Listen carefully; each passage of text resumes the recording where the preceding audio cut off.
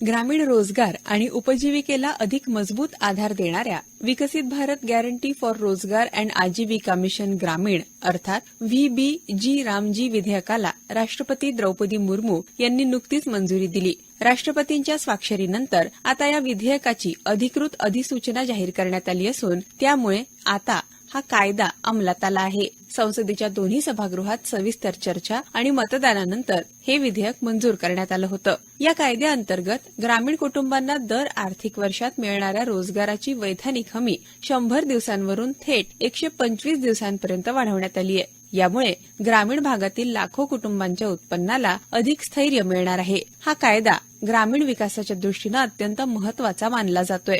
VBG Ramji अंतर्गत मजुरीवर आधारित रोजगार 4 प्रमुख क्षेत्रांमध्ये उपलब्ध करून दिला जाणार आहे। यामध्ये जलसंधारण आणि पाण्याशी संबंधित कामं, मुख्य ग्रामीण पायाभूत सुविधांचा विकास, उपजीविकेशी निगडित पायाभूत सुविधा आणि हवामान बदलामुळे निर्माण होणाऱ्या प्रतिकूल परिस्थितीचा परिणाम कमी करणारी कामं यांचा समावेश आहे। या कामांमुळे केवळ रोजगार निर्मितीच नव्हे तर ग्रामीण भागातील दीर्घकालीन विकासाला देखील चालना मिळणार आहे। नव्या कायद्याची आणखी एक महत्त्वाची बाब म्हणजे हा कायदा विद्यमान मनरेगा योजनेच्या जागी लागू होणार आहे। सरकारच्या म्हणण्यानुसार विकसित भारत 2047 या राष्ट्रीय संकल्पनेला अनुसरून या कायद्याची रचना करण्यात आली आहे। सक्षमीकरण, वृद्धी, एकात्मीकरण आणि परिपूर्णता या 4 तत्वांवर आधारित हा कायदा ग्रामीण कुटुंबांच्या उपजीविकेची सुरक्षितता वाढवेल असा विश्वास व्यक्त करण्यात आला आहे। उत्पन्न सुरक्षेला कायदेशीर आधार मिळाल्यामुळे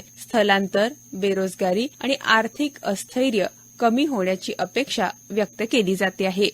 या कायद्याविषयी केंद्रीय कृषी मंत्री शिवराज सिंह चौहान यांनी देखील माहिती सामायिक केली।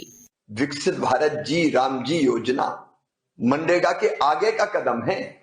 मजदूर भाइयों, 100 दिन की नहीं, अब 125 दिन काम की गारंटी है, कानूनी गारंटी।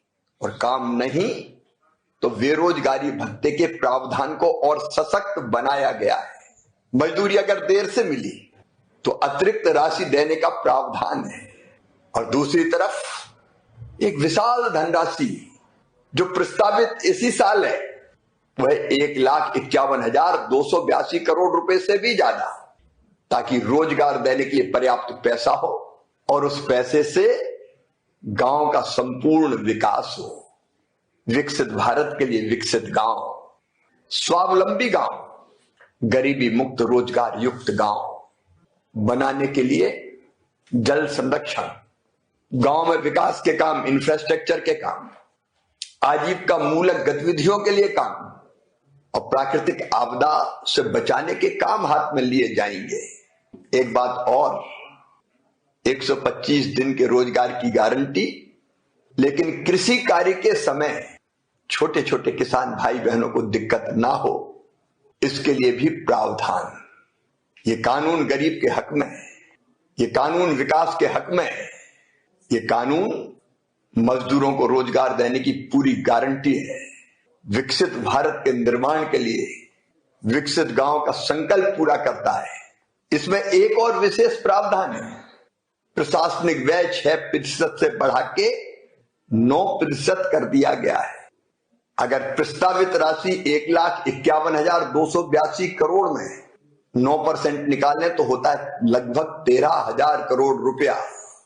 इस राशि से काम कराने वाले हमारे साथी, पंचायत सचिव, रोजगार सहायक, मैं टेक्निकल स्टाफ, उसको समय पर वेतन मिलेगा, भरपूर वेतन मिलेगा, ताकि वो ठीक से काम करा सके।